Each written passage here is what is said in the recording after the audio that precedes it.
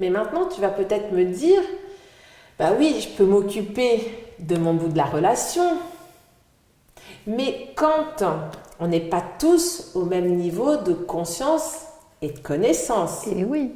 Et oui, alors comment faire? Parce que des fois, tu peux prendre conscience que ton attitude réveille un agacement à l'autre.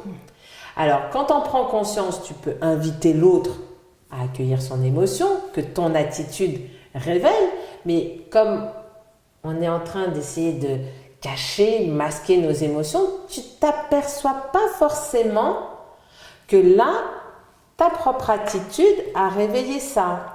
Et si la personne n'accueille pas ce que ça fait en elle, elle peut se dire, une fois que tu es parti, ou même pendant que tu es là, putain, Isadora, elle... Et donc là, involontairement, inconsciemment, vu qu'elle ne le dit pas, mais qu'elle le pense, elle t'envoie un message négatif qui vient s'inscrire où? En moi. Et dans ton plateau négatif, déséquilibre.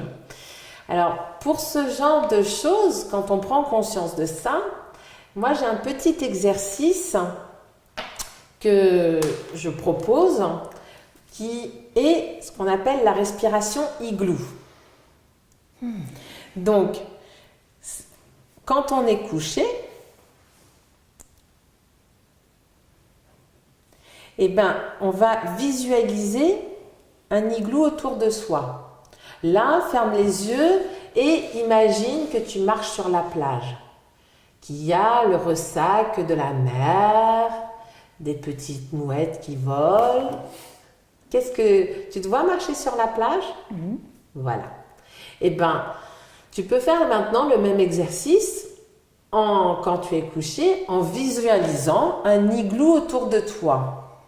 Alors, pourquoi l'image de l'igloo? En fait, l'igloo, c'est pour symboliser, matérialiser notre aura. L'aura, c'est notre corps énergétique.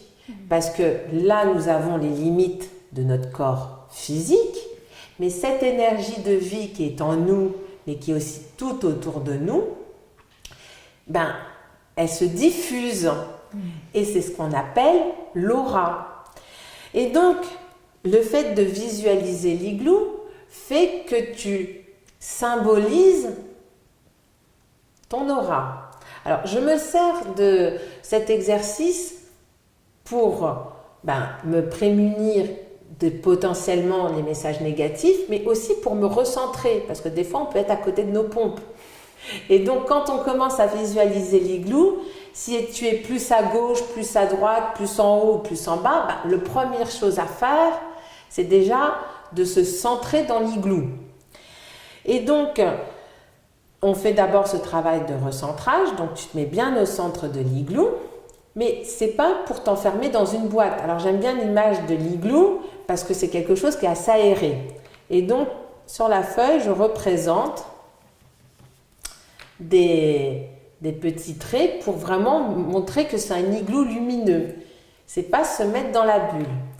Une fois que je suis là, je fais mes respirations, je fais bien apparaître mon igloo, je fais la demande à l'univers que si des personnes pensent à moi volontairement ou involontairement, consciemment ou inconsciemment, mais pensent à moi de façon négative, ce message soit restitué sans dommage collatéral, c'est pas la peine d'envoyer les messages aux autres, et pour ne pas envoyer moi un message négatif, voilà, merci, je remercie la personne de me permettre de travailler sur moi.